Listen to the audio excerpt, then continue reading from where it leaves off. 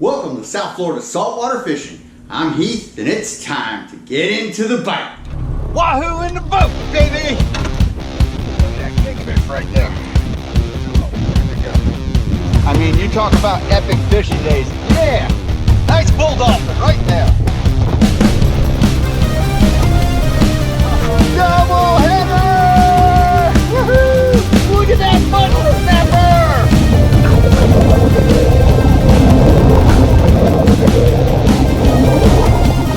Alright folks, in this episode, we're going to go over what I believe to be the strongest way to make a bridle for a removable planer, just like this. Before we get into this though, if you want to learn more about fishing, grow as an angler, or just see some great and exciting offshore fishing adventures, you can start by hitting the subscribe button. Don't forget to turn on the notification bell so that you won't miss a thing. Alright folks, so like I said, we're going over what I believe to be the strongest way to make a bridle for a removable planer. This is your bridle, and this is your removable planer. So I have two different ways of making bridles. One is with heavy monofilament, and the other one is with braid. The one made out of mono is easier to make, most definitely, because of how you can adjust its length to match your planer's length. The one made out of braid is most definitely stronger. It's a little trickier because you have to tie knots in your braid, and that's where the confusion can come in into making it. I'm going to clarify all that for you, simplify it for you, and get you rolling with the strongest bridle that you can possibly make for planer trolling. So the first thing I'm going to do is I'm going to show you how to make a quick release planer, also known as a removable planer. Now when we're making planers that are going to be removable to be used with bridles, we always want to make our bridle as big as our biggest planer. So we're only going to have one bridle tied on to our main line and our leader all the time. We're not going to be switching this thing out. We have to adjust lengths of our planers. Smaller planers, we will have to figure out how to make them just as long as our biggest planer. So we're going to show you how to do that right now. Alright, so to make a quick release planer is very simple.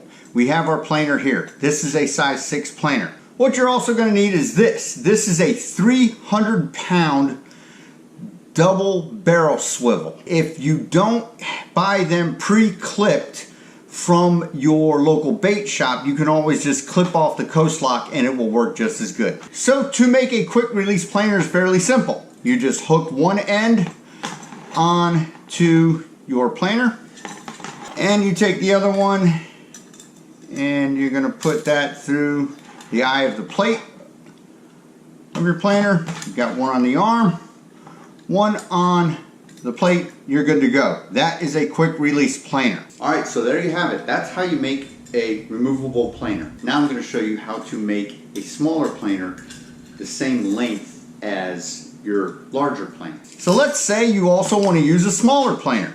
This is fine. The only thing you have to remember is that when you make your bridle, you are going to want it to be as large as your largest size planer. So what we effectively have to do is we have to make the two ends of all of our connecting hardware the same length. Put on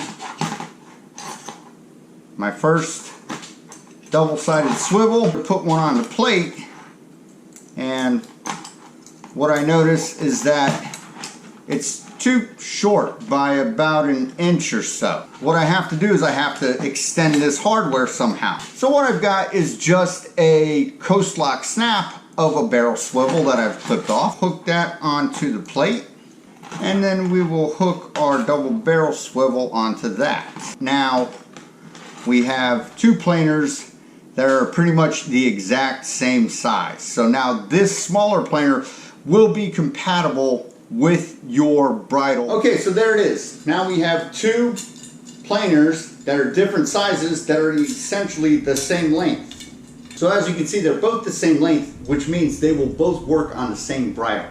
That is the concept that we're going after. Again, the key factor is your biggest planer that you plan on using. This is going to gauge how long your bridle is going to be. Okay, so now we're going to go over making the bridle. And I'm going to go over a couple of concepts and theories behind how I make this bridle that will make it easier for you and it'll help you make some decisions along the line.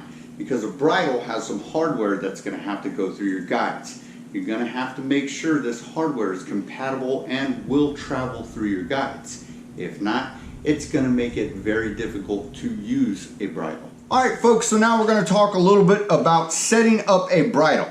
This is a bridle that I already have set up. It is made with these, which are inline heavy swivels. But I prefer to not really work with the heavy swivels. First of all, they're a little thick, and if you have smaller guides, they don't really flow through them seamlessly. They get hung up, or they just don't go through them.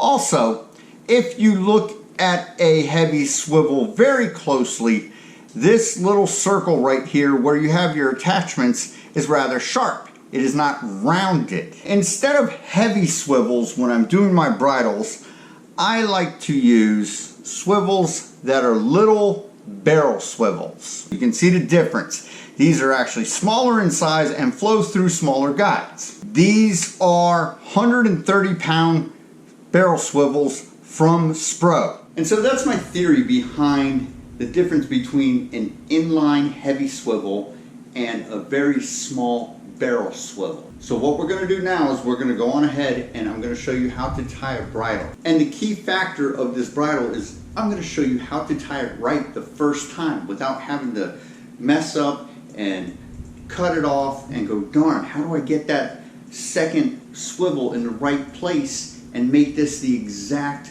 length I need it to be on the first time. So let's get into this. We're going to make our bridle with braid. This happens to be 200-pound braid. The first thing we will do to make this bridle is we are going to tie a Palomar knot around one of our swivel. Feed that through there. Palomar knot is very simple. You take your loop, you tie it around, pull it through. You will have an end loop here. You will now stick your hardware through that loop, pull it down, and pull that loop on top, and then you will pull everything tight. I grab a pair of pliers, hold on to the barrel of the swivel, and you just cinch it down. You take your tag, wrap it around your finger, and you pull it real tight. Now we'll take a knife, we're going to trim up our tag of our Palomar knot. Be sure not to nick our main line of it.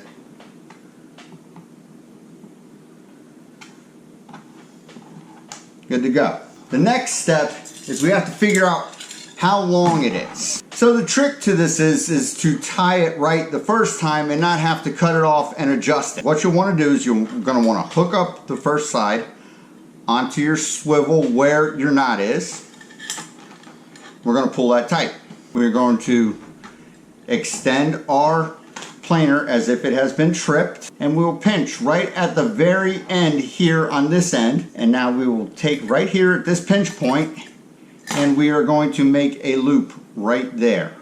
We're just going to tie another Palomar knot.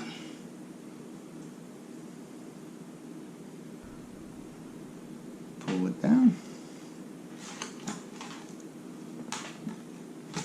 We will trim up our tag.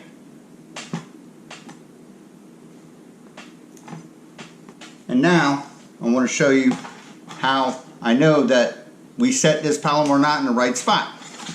We will hook one end of our quick release planer on, and then we will hook the other one on, and we will make sure when we pull it tight the planer is tripped, and it is. So that is how you put a Palomar in the right spot the first time without having it slip. Okay, so that's how you make this bridle, and you make it right the first time, the right length, using 2 Palomar knots. And now I'm going to give you a visual demonstration of how to attach your bridle to your main line and to your leader. And so the next step is we want to make this a permanent part of our setup for our fishing. So what we have here is our 80-pound braid that is our main line on our fishing reel. How we are going to attach it to our bridle is again with a Palomar knot. I like to double the Palomar knot up when I'm tying it here. Alright, so what we're going to do is we're going to make a loop in our main line, send it through one of the swivels on the bridle. Make an overhand knot. go through one time. I'm going to go through a double time. To tie the Palomar knot, we have to send our whole bridle through this pulling, tightening loop. So we pull that through there. Come on.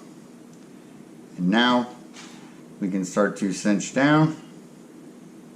And just make sure that we are pulled real tight on both our tag and our main line.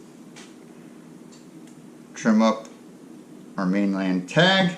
Now our bridle is attached to our main line. And our next and final step is to attach our leader, which is 60-pound monofilament, to our bridle. And I do that with a simple clinch knot, basic clinch knot.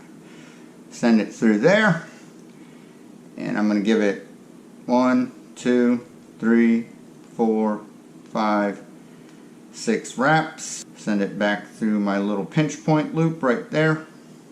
Grab our pliers and we will cinch down. And there you have it. Trim up your tag. There you go. Now your leader is attached to your bridle. Alright, so that's the whole process. It's not too complicated if you break it down to its most simple elements and tackle each task one at a time. Removable planer allows the angler to fight the fish all the way to the boat. As the angler's winding up, the captain or the mate removes that planer. The angler just keeps on winding. They get that fish up to the boat, stick a gaff in them, and there you go. The angler gets to have the whole experience of bringing that fish all the way in.